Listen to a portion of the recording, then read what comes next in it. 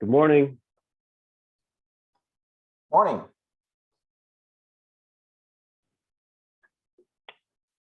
How we doing, David? Oh, great. I got a question for you. Hit me, man. Do you ever not wear that vest? This is like my we always do these in the morning, and so it's like this is my it's chilly outside, but I don't want to carry a coat to my office, so this gets shed like mid-morning most days. But I do have three of them in various colors, so I'm not always wearing the same dirty clothes. My problem with Patagonia, I've got a lot of it, and the only reason to buy anything more now is because I want a different color. Right. It's not like they wear out. It's like, I don't know, this thing might be as old as I am. I've got a couple of those. Yeah, I know. That's a very fair question. My colleagues mock me relentlessly for two things, which is I always wear a vest, and then I chew a lot of gum. Chew a lot of gum. Those are my two eccentricities. I can't do that because I tend to just swallow it. Yeah, they frown upon that. I think it says so on the pack, I'm sure it does. Yeah. Do not swallow. Ben, being picked on is a sign of being loved. That's what I tell myself, Scott. That's what I tell myself. They didn't like me. They would just say no. That was a question denoting respect, not anything else. No, I didn't take it any other way. Didn't take it any other way.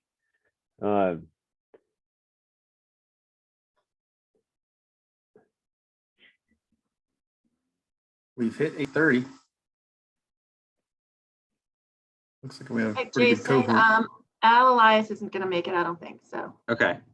I was just counting to see how many people we had. Jason, how are you? Good morning. Good morning. All right. Well, looks like we have 9. That's pretty good. I'll go ahead and call the meeting to order. Maybe we'll get a few more rolling in here in a minute. But the first item on the agenda is the approval of the minutes from last month, which was March. Lisa sent those out. Did anyone have any questions or updates on the minutes? Okay. Is there a motion to approve the minutes? Jason, I moved to approve the minutes from the last meeting. All right. I would second that. Great. All in favor of approving the minutes for March, say aye. Aye. Aye. Aye. Any opposed? Any abstained? No. All right, great. Okay, well, the next item will be one of our primary points of discussion this morning. If you remember, we've been talking for a few months and had a formal discussion last month about the contribution rate for the defined contribution plan. It's currently set at 8% for general employees and any public safety employees who are enrolled in that plan. It's an optional plan that an employee can elect when they're hired. They can either choose the defined benefit plan or the defined contribution plan. You'll remember last month we were discussing that, at least from my perspective and some staff perspective, we thought that enhancing that contribution rate at a certain number of years of service might be a good way to both increase retention of longer tenured employees and also help boost morale in that subset of employees compared to what they would have gotten when they're thinking about, oh, if I had known I would be here, I probably would have picked the defined benefit plan. And so there was some conversation about that and whether folks thought that that would be a reasonable incentive or not. And so we had kind of committed that we would send you some more information, which Lisa sent out just about the age breakdown in each of those plans. And so that information went out. And so I guess we will just open it up for discussion and see if there are any more thoughts, any more questions. And the plan is that we would vote yes or no today on that proposal or some variation of that. So with that, I will open it up for discussion. I recall what I thought was a good idea at the last meeting. It might have been from Ben Cullip, that this might be considered as part of an overall strategy to retain employees as a piece of the puzzle. Mhm. Is there any conversation among council or leadership about other pieces that could join in? Anyone aware of any? Well, Scott, I think the big one that's underway right now is the compensation study that Ms. Marshall is spearheading, and we've got Gallagher consultants on board with. I think that's the main thrust right now in terms of market, salaries in terms of the market, salaries in terms of equity amongst different employees, different work groups, that sort of thing. So I'm not really sure this is a piece of that, as obviously more on the benefit retirement side. So, but the compensation study is the big one. It's definitely something that's come before council a number of times. And if you look at the way we've funded this past budget, the emphasis we put on cost of living increases, the increase in mid-year adjustment this past January, and we certainly, to Mr. Cullinan's point, this compensation study is an important thing for us so that we can be more competitive in terms of hiring. So it is definitely a conversation that we're having, and an important one. I don't know how it fits in directly with what we're doing here, but it's certainly, I think the two are complementary. So I'm not sure that provides much more insight, but that's what I know. It does, Brian. Thank you. And I think that if it could be, one of the feathers in the quiver of what you guys are talking about, maybe when the messaging goes out, that people have a better understanding that there are several pieces in play, and anything will help. I mean, it's a nightmare to hire people. I think that's what I was going to say, Scott. I think at this point, it can't hurt. But I think also in terms of, will it move the needle and actually have an immediate effect? Probably not. But again, it can't hurt. The other thing just coming to mind is, I know the city manager's office is restarting the employee survey. I don't know if there are going to be questions about compensation on that. I think Ashley's with us. I'm not sure if that's in the mix. I'm not sure if that's in the mix to kind of maybe to get to, I think what we're kind of all wondering is in the hierarchy of compensation and benefits, which ones are game changers versus which ones are not so much. I don't know if the survey is going to try to suss out that question or not. And Chris, the answer is there are some compensation questions that are on the survey. They aren't very, I'm going to say the word precise. It's not saying, what would be your ideal hourly salary? But there certainly are some questions. And there is also a new subsection that has been added to that survey, focusing in on remote/hybrid work. The city manager's office certainly is also having broader discussions about recruitment, retention, and the role that benefits plays into that. Certainly considering the intergenerational differences and needs that we're approaching as an organization. Even looking at, that chart, just thinking about the age groupings. The other question that, that came to mind for me is how many people are in those buckets. So I know something that David Dillahunt and I and Remy, who's on, also always sort of joke about is we're this weird pod of elder millennials, as they call us. But there's not a ton of us in the organization.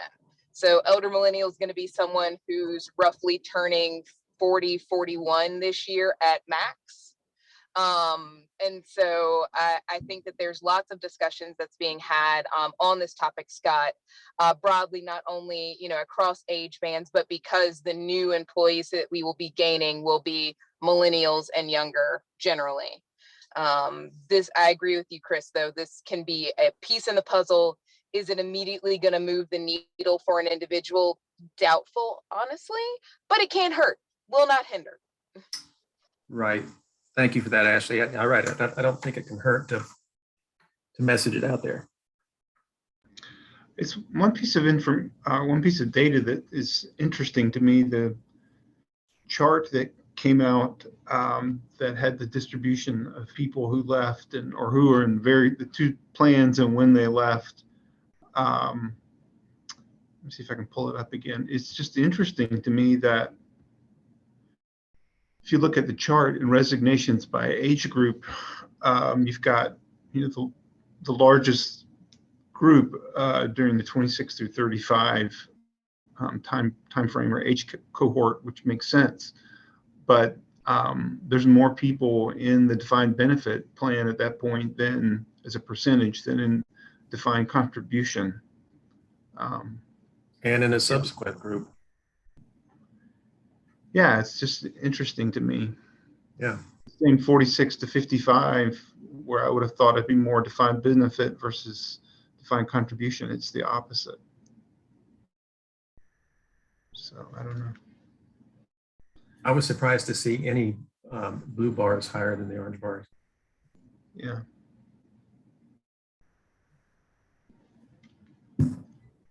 And I think that will all be really interesting data that hopefully, you know, we'll be able to dig into and mine out just to learn a little bit more about our current team members and even exiting team members' preferences and things that really, you know, maybe mattered to them.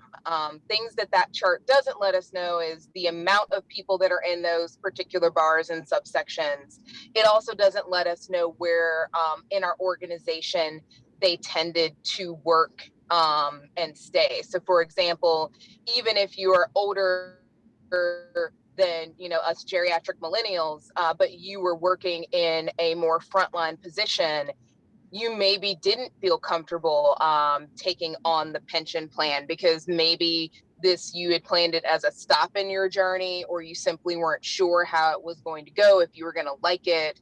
Again, you know, if in your first months here, you have to make that decision, for some people, that's going to be a little harder of a choice because you don't know how everything is going to go. You don't know if you're going to stay. If you came here for a spouse, you don't know if they're going to stay. So I think there's a lot of really rich data in here for us to be able to use, not only as a retirement commission, but also as the organization generally. So I really appreciate you all pulling that data. Yeah, if you look at the plan participants by age group, the first chart in that first histogram in that document, that does make more sense at the 36 through 45 and the 46 to 55. Really everything north of 26 through 35 have more defined benefits than defined contribution. That does make, that fits how I would have expected it. Ashley, I don't work at the city, so I guess I wouldn't know this, but you said you're not sure about the number of people who fit in each of these groups. How many people make up the whole pie? How many people work at the city?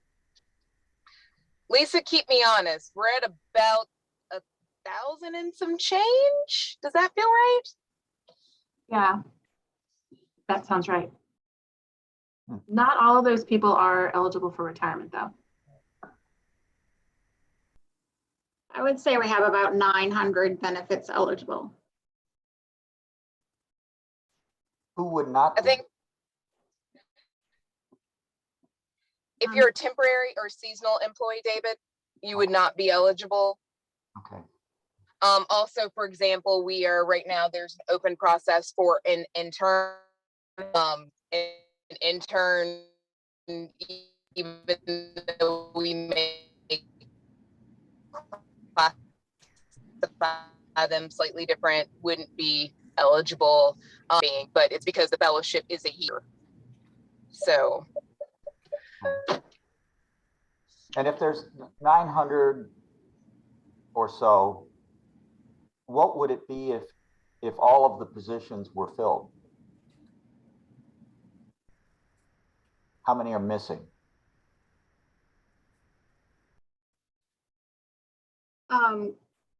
I think those are budgeted benefits eligible positions, the 900.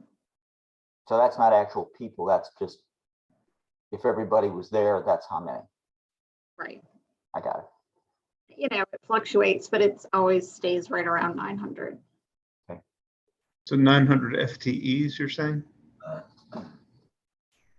Yes. No, you mean full-time employees? Because people who work 20 hours or more in a regular position are eligible for retirement. Did I misunderstand your question? Well, I don't know if I had the question. It would be interesting to People know. who are part-time, but they are regular employees and they are eligible for retirement. Okay. Yeah. So it's that temporary seasonal subsection that isn't going to be eligible because they're considered a temporary, hate to define it using the same word, but a temporary or a seasonal employee. But if you're a part-time employee, regular part-time, then you would be eligible. And as far as the vacancy list kind of fluctuates, and some positions they're on the vacancy list, but they're kind of permanently vacant. So for example, just using CPD, there's 2 field police officers that still exist in our chart, but they're really permanently vacant. They've been defunded. So that also may complicate our answer to your question just a wee bit. So Jason, what specific action are you asking us to do today? I know I should probably know that, but could you restate it for me? Yeah, I think we're trying to get a sense of, well, is the commission ready to vote yes or no on either the original proposal of increasing the contribution rate for those employees with 10 years of service from 8% to 10%, or we had also discussed last week, there was possibly some interest in more tiered structure where they'd start at 8%, they'd go to 9% at 5 years of service, and then they would go to 10% at 10 years of service. And so if we are going to do either of those effective July 1st, we would probably need to vote on that today. It would need to be approved by the city manager's office, and then there would be some programming and updates that would need to occur in the financial system for that to take place with the new fiscal year. So that would be the hope today, that we would get a motion one way or the other that we can vote on and either move forward or put it aside for now. And does this have to come before council for ultimate approval, or is it within the remit of this? So committee? we met with the city attorney's office in December and January and looked at the city code. And the steps are recommendation by the Retirement Commission and approval of the city manager. And so we had also discussed that there are existing funds that are in the forfeiture account. So employees who left before they were vested, those funds stay at our provider in a designated account, and those forfeiture funds could be used in the upcoming budget year to pay for this difference, basically. So there would not be an additional budget cost in FY23. And making this change is something that could fall within the remit of this commission, as opposed to having to go before council in terms of a process. Yeah, I think that was the case. It does have to be technically approved by the city manager's office separately. Got it. And Jason, so do we have any? go ahead. Yeah, and so I saw it's 24,000 for each step, or was it 24,000 net add if you went the tiered approach, or for each bump up? Yeah, I can go over those costs again. It's about $90,000 to go to 10% at 10 years of service. If we added in the intermediate step of going to 9% at 5 and then 10% at 10, it would be an additional $25,000. So that second proposal is about $115,000. That would be across all employees. So if it ever were to the point where it needed to be added to the budget, it would be split between general fund and non-general fund employees. So the cost is actually 115, not 24. Right. The original proposal was about $90,000. The additional cost for adding the 9% tier is an additional $24,000. What's the whole budget? It would be 115 if we, for the city or the. Yeah. 115 out of About 300 million. 300 million. Well, yeah. That's including non-general funds, Chris. Yeah, that's all in. So Jason, please help me with my math here. And maybe I'm thinking about this the wrong way. I'm definitely in favor of what's being put forward, but conceptually, but if we say 100, you said 115. So 115,000, and say, and I know that this is not realistic, but say that you had, you hired a brand new workforce, or you had 50% turnover or something, and you said 115,000 times, well, let's just say 500. Is my math right, Mr. Cullinan? $57,500,000. Am I off by some zeros? I'm sorry, say that again. Well, if I take half the people that work at the city now, let's say 500 people. And if we're talking about an incremental increase of $115,000 at some point, I know this would be amortized or spread out over time, but $115,000 times 500 people, say, is 57,500,000. So we're talking about, so out of those 1,000 employees, only about a third of them are in the defined contribution plan. And then only about 80 of them have at least 10 years of service. So this would only affect that small subset of DC employees who have at least 10 years of service or 5 years of service. So if we hired a brand new workforce, none of them would have 10 years of service, and there would be no additional cost. I'm just thinking though, Jason, in terms of the incremental cost for this year and then every year preceding what we're adding. And I guess I'm asking for some sort of actuarial comprehension of what impact this is going to have to the city's budget. Again, if you were to say that $115,000 per person, and you've got 80 people this year, if my math is right, my calculator's working, I haven't had my coffee, is $9,200,000. Oh, yeah. No, 150,000 total. So that would be divided by the 100 total. Yeah. Oh, so divided by maybe $1,000 an employee, maybe. Yeah. I could think I can handle that. Okay. I'm sorry. I Total. was going to say, man, I'm going to come up and apply at the city. Well, I'm really sorry. That's embarrassing. Yeah. So it's just 115,000. For the eligible slice of employees. All right. Well, maybe we can manage that. It is a good point, though, that over time, depending on turnover rates and who chooses the DC plan, and if more employees are picking that and more employees are hitting 10 years of service, that this number will grow over time. And eventually it might be a more significant portion of the city's budget.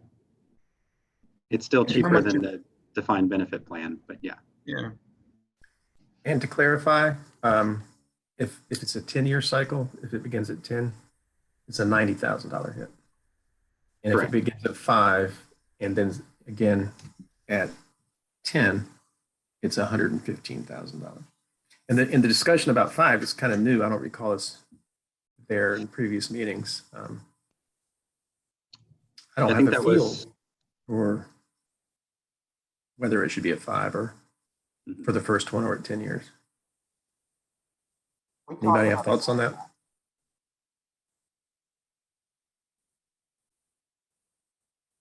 HR, can you weigh in on anything on trends in people's hiring and leaving? Are there any trends or data that make sense to discuss? Like, do people leave at 5 years typically, or do people leave at 10 years typically, or are there any sort of, like I said, historical data about that? Before we put a Band-Aid on something, it'd be good to know whether or not there's a problem. Yeah, I can't really answer that without running the numbers. I think as far as like the 5 people leaving at 5 versus 10, we'd have to look. I don't know what you think, Lisa, having looked at the data recently. I don't know if I can say, but I would definitely say that there are trends in different departments. So I wouldn't necessarily say there's a trend, like I've noticed a trend in defined contribution versus defined benefit. But we have seen, I would say, trends for younger people coming and then leaving after 5 years. I could say that.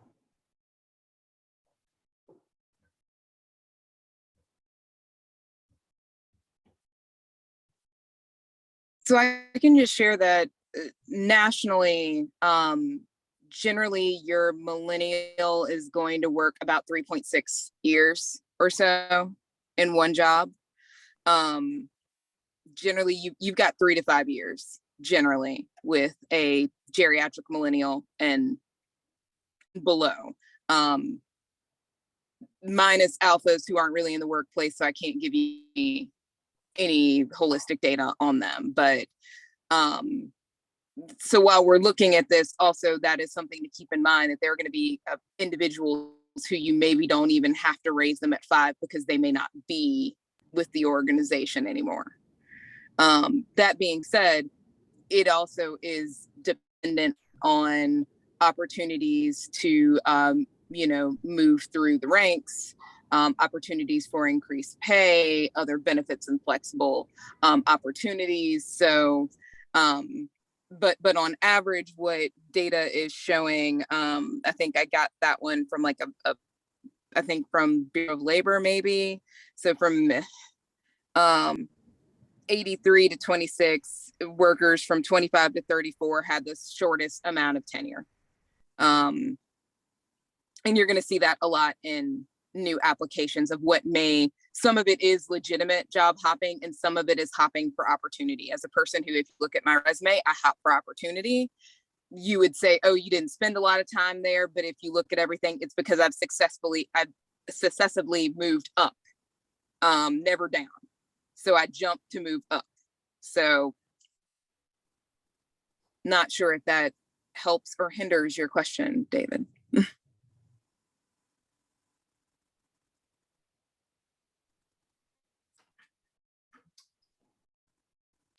The information about 3 to 5 is somewhat informative to this, since we're talking about possibly a 5-year bump versus a 10-year. I just Jason, looked, there are about an additional 50 employees that would benefit at 5 years. How many, Jason? 15? 50. 50.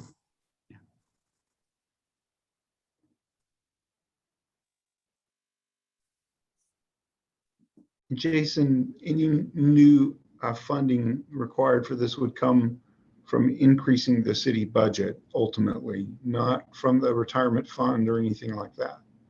like future growth of the retirement fund. Yeah, if we got to the point where the increased costs exceeded the amount in the forfeiture account, we would need to talk to Chrissy in the budget office about the best way to show that. Yeah. I'm supportive of what you've put forward. I don't know about other people. I mean, I'm happy to make to move towards that end unless you want further discussion. It's just, Jason, have we settled on the 5, 10 or the 10? I would like to move that we do the tiered approach of 5 and 10. I don't think it hurts anything. It may not move the needle that much, but I think it's a step in the right direction.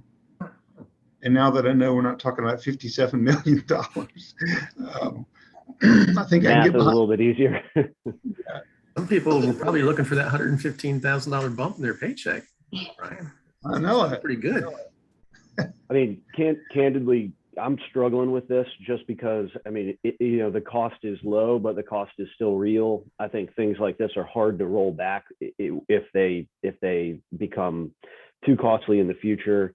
And I think the evidence isn't there that this is going to do anything at all. And I think that the onus for employee retention is on the city manager and city council to put forth a strategy and a plan that we would fall under, not for a strategy or plan to bubble up from a retirement commission or any other individual commission. So I'm probably a no on this.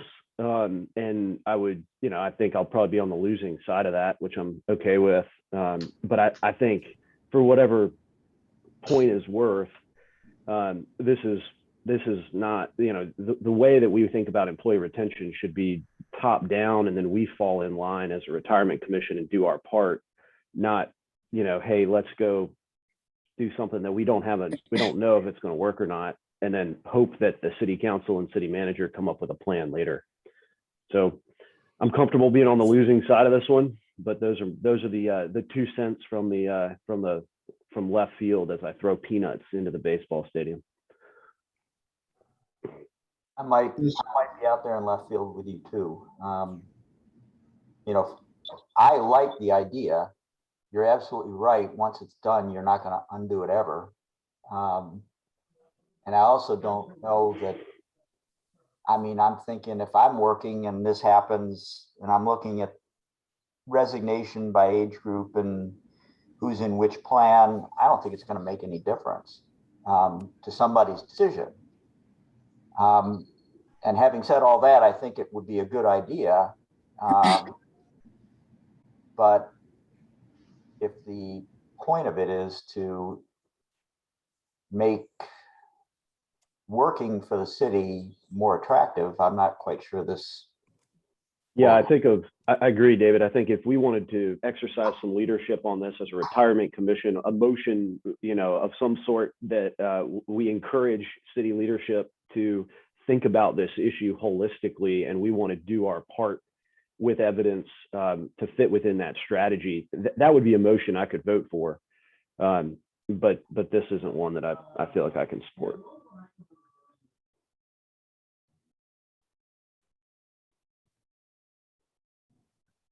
I think David. I'm happy to vote. Yeah. Did we get a motion? Can I just jump in real quick? It doesn't have anything to do with what you're talking about necessarily, but I just was seeing that we actually do have closer to 1,000 benefit eligible employees without the library. So I just wanted to correct that.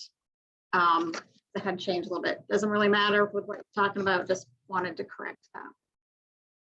I'm interested in what Ms. Marshall has to say, her opinion relative to this latest point put forward by Mr. Collup in terms of how we might think strategically. I hear what Ben is saying. I also feel like if there's something that seems clearly helpful and not harmful, even if it doesn't fit within an ultimate strategic plan, then if there's a way we can move the ball forward down the field, I'd like to try to do it. But what is your sense, Ashley, in terms of whether it makes the most sense to fit this under some larger umbrella of how we attract and retain people. Do you feel like it makes more sense to wait and do it under what Ben has suggested, or it's kind of two parallel things that don't exactly intersect? I think that, for lack of a better word, I think that the Retirement Commission has the certainly the capacity and ability to make this decision independent of a larger effort, namely because even if this was part of a larger effort, we would still come back to the Retirement Commission and say, is this idea crazy pants? Is this something that we can do? Ultimately, we would still be asking the question. What the Retirement Commission has kind of done is just sort of answered the question in advance as we think holistically about moving the organization forward for recruitment and retention of current and future employees. And so again, I don't see it causing harm because we have a source of funding for it, knowing that generally, unless trends change, millennials and younger are running about 2.8 to 3.6 years in a job, which also, by the way, means we're not going to have to pay out all of that money for your newer employees coming in, depending on their age bracket. So factoring that in is actually cost savings to some extent. I don't see the harm if the commission would like to vote on this and approve it. I also don't see the harm if they want to kick it to the city manager's office and say, we thought about this thing. We think it's a good thing, but it needs to be part of a more comprehensive plan.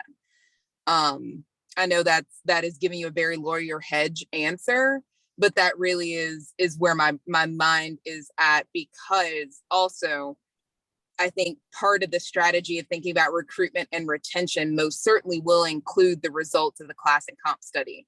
That's not going to be out until November or December at maximum. So even if we waited for that, created a strategy, we wouldn't be able to implement this change until the next fiscal year, because I won't have any data for you all before June 1 or June 30th, to make it into this year. So the question is this something worthwhile to make it into the upcoming fiscal year to support current employees? Because an overall strategy is not going to be developed before July 1, 2022. Thank you. Mm-hmm.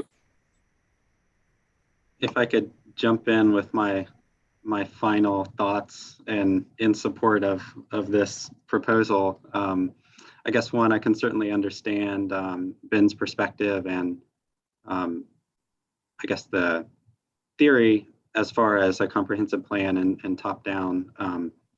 The code does stipulate that the recommendation comes from this body to the city manager. It would be up to the city manager's office to set the new rate or not. But I guess, going back to what Ashley said, as far as the ability and expertise around benefits and the understanding of these two plans and how they interact, I think this commission is best situated to make that recommendation.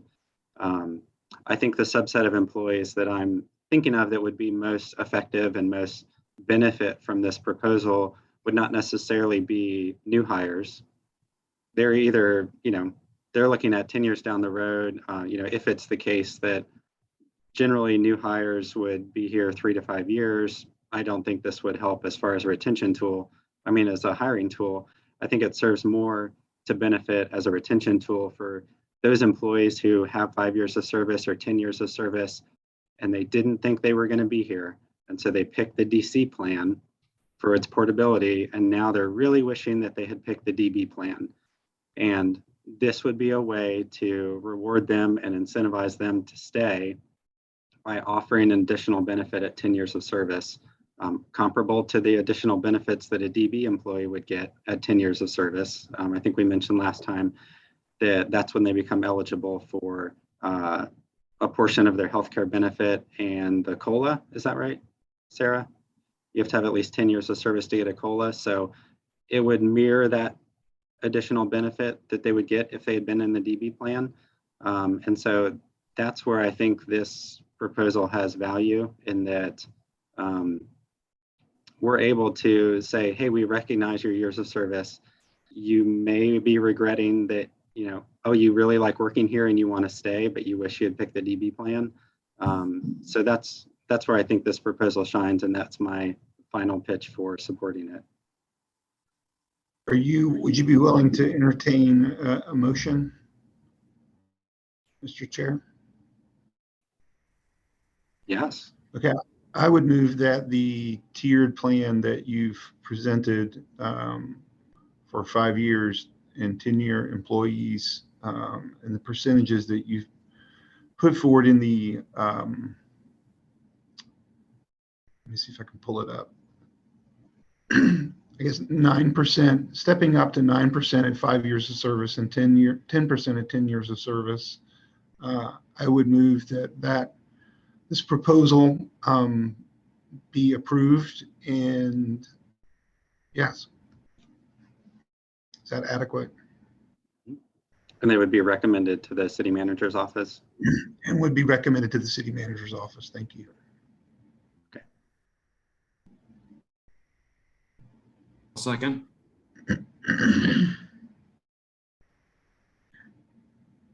All right. Any more discussion or amendments?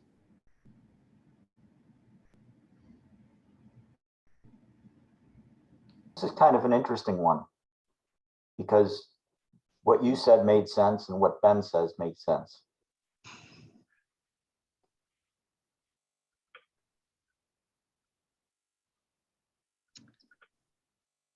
All right. Well, I guess since it looks like it's going to be a divided vote, maybe just for record keeping, we'll ask each person individually which way they vote, if that's okay. Chris? Yes. David?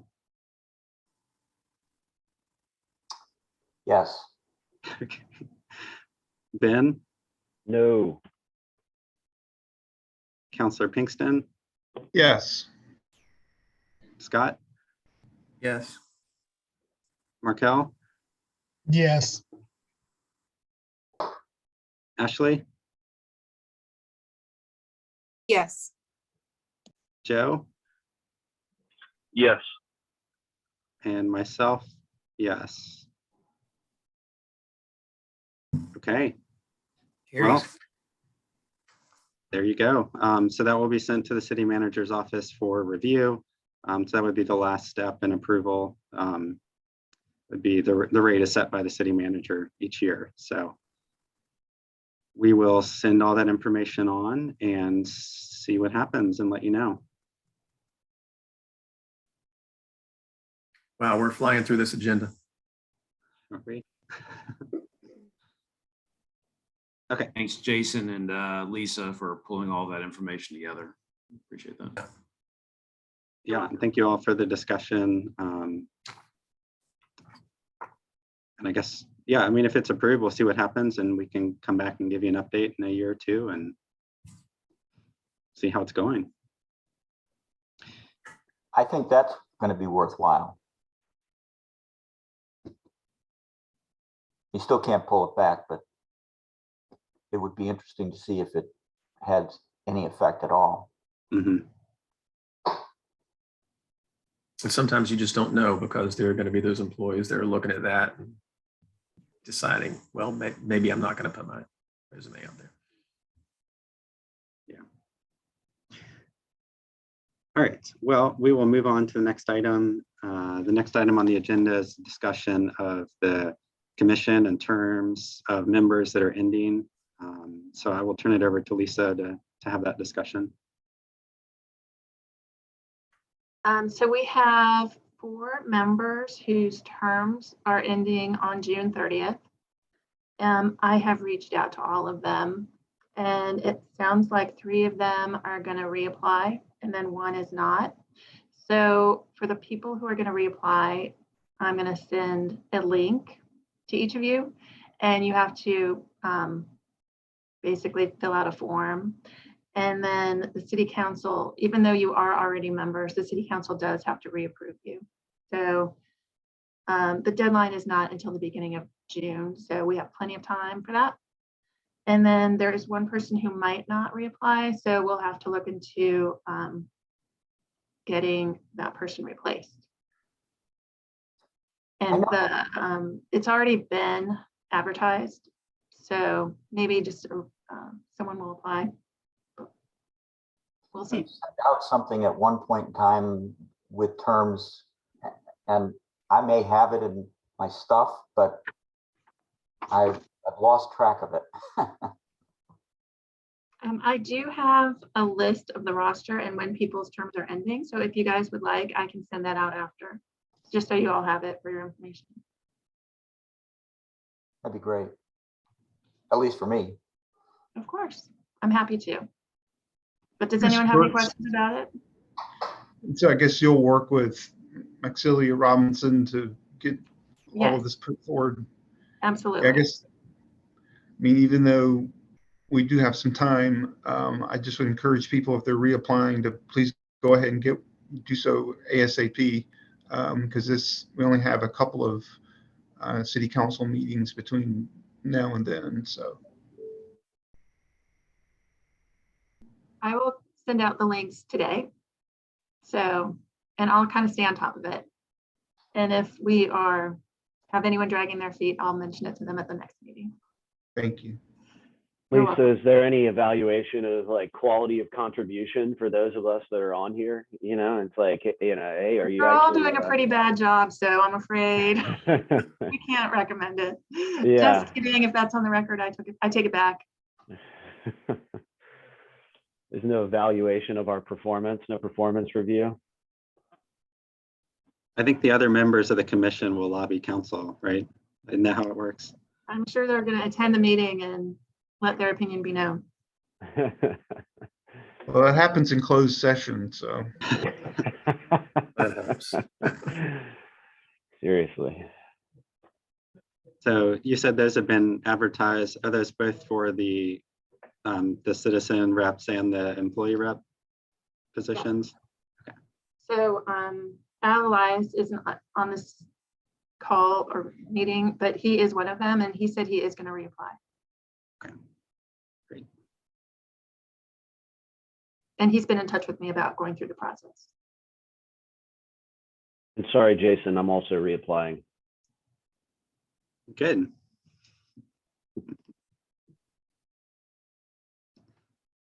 All right. So if there's no more questions about that, do you want me to go ahead and talk about the interest rate for member contributions, Jason, or did you want to handle that? Yeah, no, go for it. Okay. So the people who were on the commission last year at this time of year might remember this, but we do have a few new people. So I thought I would explain a little bit about the member contribution interest rate. So when a new person gets hired and they choose the defined benefit plan, they make contributions from their pay to the retirement fund, and then also the city makes a contribution.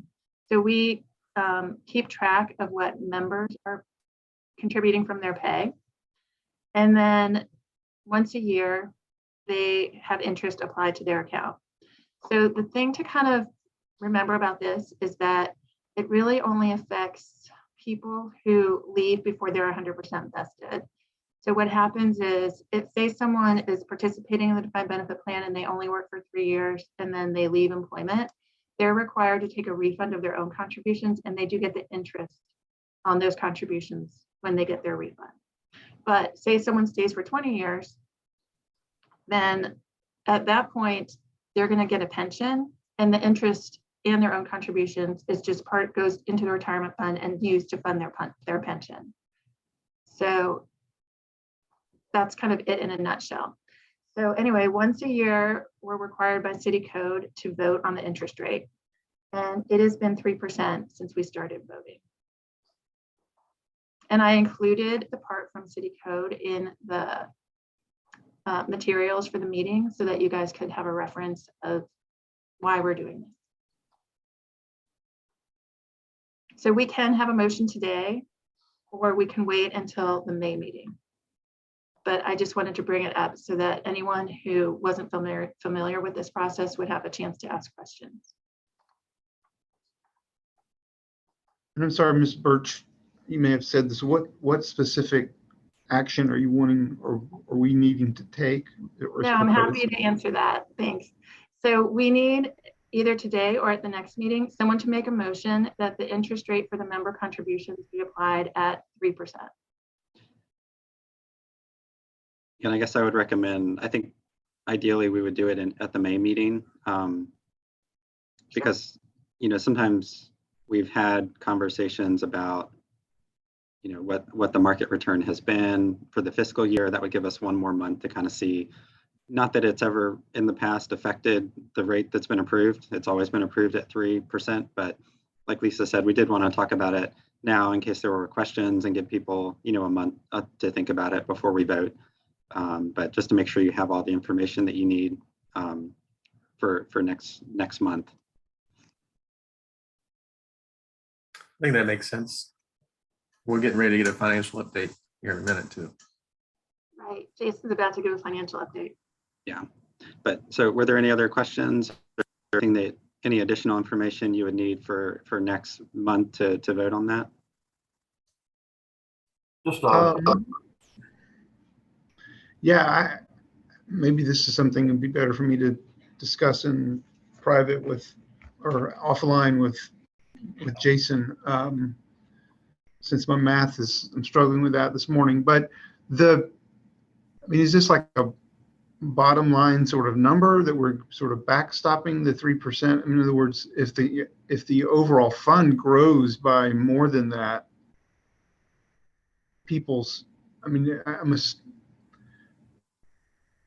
in other words, is this like a 3% sort of guaranteed growth in people's account, or are they able to take advantage of what the market does or doesn't do? What's the 3% for? I'm sorry that I'm stumbling here. No, that's a good question. So we typically, you know, since inception, since there's been an employee contribution, we've paid a 3% credit to those accounts, whether the fund returned 20% or negative 10%. And so we've sort of, on one hand, have held employees harmless on those contributions in case, you know, the fund went down. We have a longer time horizon on the investment than they do necessarily. But you're right, there is kind of a cap on what they're able to earn. You know, if we earn 20% one year, which we have, we've only paid out 3%. And I think maybe a comparable way to look at it is if they were investing those on their own for a short time period, so we're talking about less than 5 years, that this really only makes a difference when they're being refunded. What would be a comparable interest rate that they might have earned? Is 3% reasonable given, you know, current interest rates and market conditions and that sort of thing? And the commission has always felt that that was a reasonable rate of return on those contributions, but we can change it if we wanted to. I think, you know, what we're experiencing right now in the past few years and then this year speaks to me that 3 is probably not a bad idea, because if you get 3 this year, you're probably doing pretty darn good. Last year, it would have hurt you, maybe the year before, but it's not an investment tool. It's just a refund. Okay, it's a refund. That's helpful. Joe, did you have a question?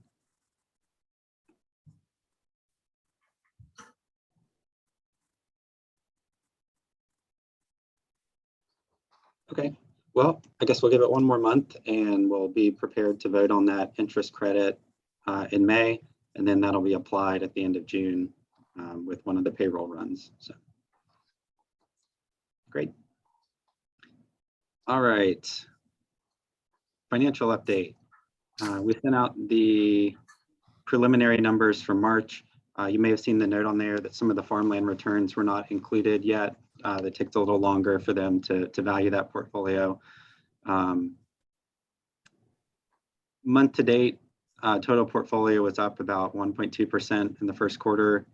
I'm sorry, yeah, for the month of March. The quarter was down 5.6%, and the fiscal year numbers since last July 1, down about 20 basis points. Once you put in the farmland number, which I think Ceres was who was missing, they were up about 3% in the quarter. So approximately flat for the quarter, for the year, is what we're looking at. That was before April, which has been pretty volatile. So we should have the final numbers pretty soon. That's the big book that comes from DayHab. So as soon as we get that, we'll send that out so everybody has a copy of that with the final numbers for the quarter. So yeah, Jason, these numbers aren't bad for the quarter at all. The portfolio did pretty well compared to the rest of the world, you know? yeah, it's really interesting. And certainly farmland and real estate have helped, that we have a pretty significant weight there. I mean, if you look at the PRISA numbers for real estate, they're up over 20% for the fiscal year, which is pretty remarkable. And the farmland numbers are really good as well. So that has certainly helped. Being underweight bonds to our target has helped. If you look at the Earnest Partners return, they were down 5.1%. That's interest rates are rising. They beat their benchmark by 800 basis points in the quarter, which is also pretty remarkable in fixed income. So that helped as well on a relative basis, but some of the active managers had a rough quarter for sure.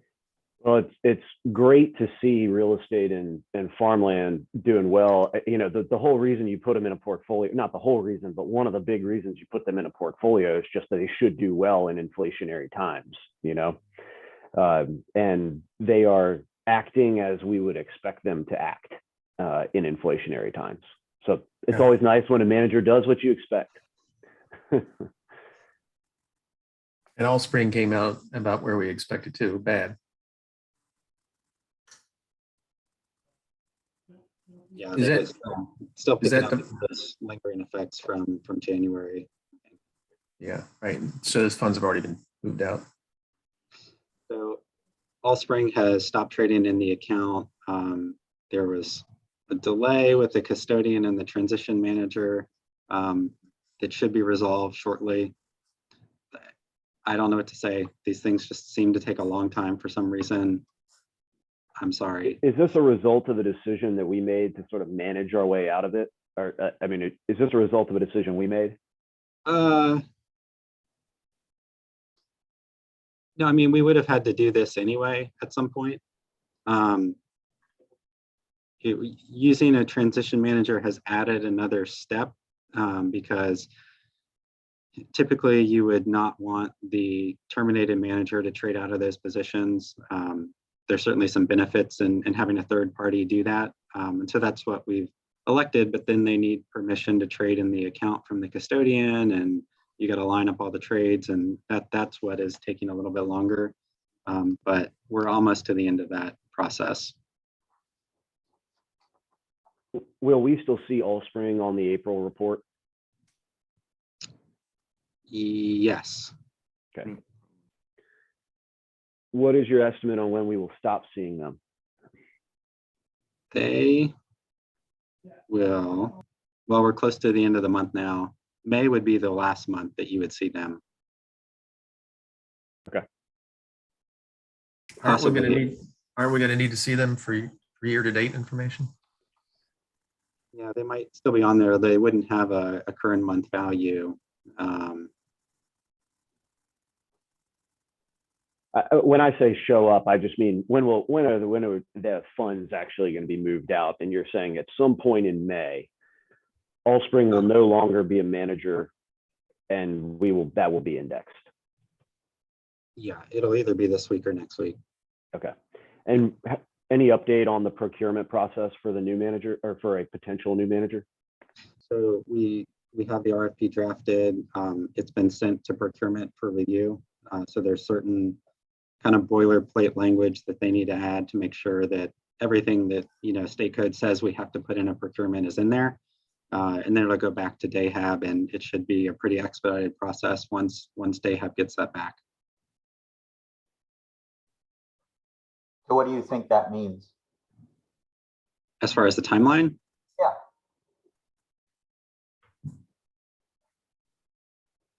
It should be Not going to hold you to it. out on the street in May.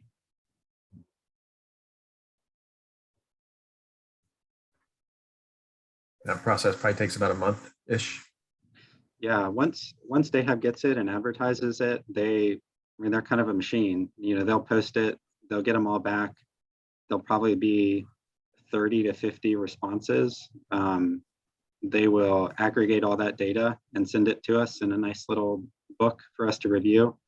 And we'll just need to figure out who wants to be on that committee as far as reviewing it. And then it's just sort of up to us how quickly we want to move from that point.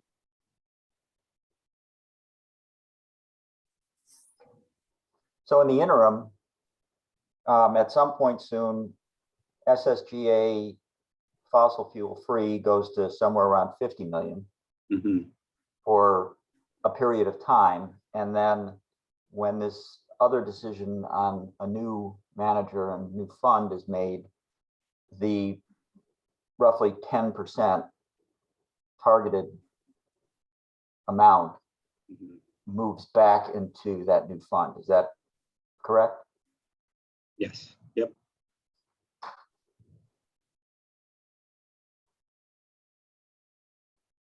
Jason, just planting the seed on this, I do think we're going to want to probably have some meetings on, after we get DayHab's book and things like that. So whatever backing up from that timeline, whatever posting we need to do is something that we should think about, just so that we're posting the public meeting so that we can just have some meetings to talk about what they give us, Yeah, and we'll probably need to meet more often. Well, whoever's Right. involved in that, we'll need to meet more often than once a month to make that happen. Exactly. So it may be that we just want to go ahead and post like a meeting for June 3rd. I'm just making up a date, and a meeting for, June 15th, just so that we've got just so that we're noticed and can have those conversations without breaking any laws. And that would be one of those meetings where we call the meeting and immediately go into closed session. So Right. Yeah. Right.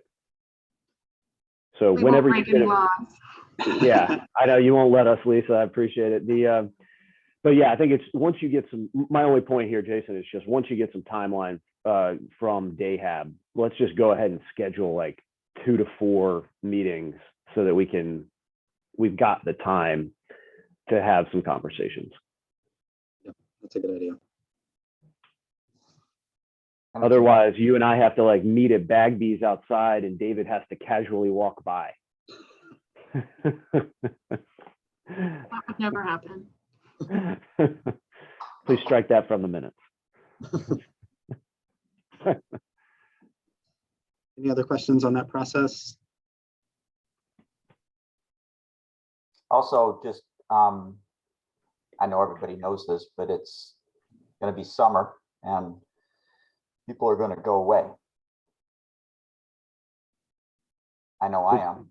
Does going away mean we can't have these Zoom meetings, David? Or it just means I get to look at a different living room? Well, it could mean that. No, you're right. You can do that from anywhere.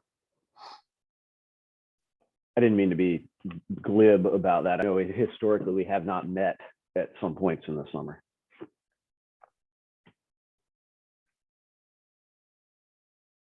Okay, well, that sounds good. Is there any new business? And I was hoping if Lisa had any new information about Zoom versus in person and the timeline on that. So I was told by someone in the communications office that we would probably have to meet in person in May, but then just this week I heard something contradictory. So I reached out, but our interim director of communications is out of the office this week, so I don't really have an update. But as soon as I have reached out, and as soon as I have any news about the next meeting or when we're going to go off Zoom, I will email the whole commission. And I also just, what? If I can give you a little bit of help in this, Sure. At least for May, most boards and commissions will most likely still be virtually. And that is in part because so our state of emergency is still in effect. Council extended it. And currently there are only safety plans in place for city council, planning commission, and I think Board of Architecture. And that is because of our space limitations. I know that, for example, they used to put the hack in the NDS conference room, and I don't know how they did that, quite frankly, on a good day.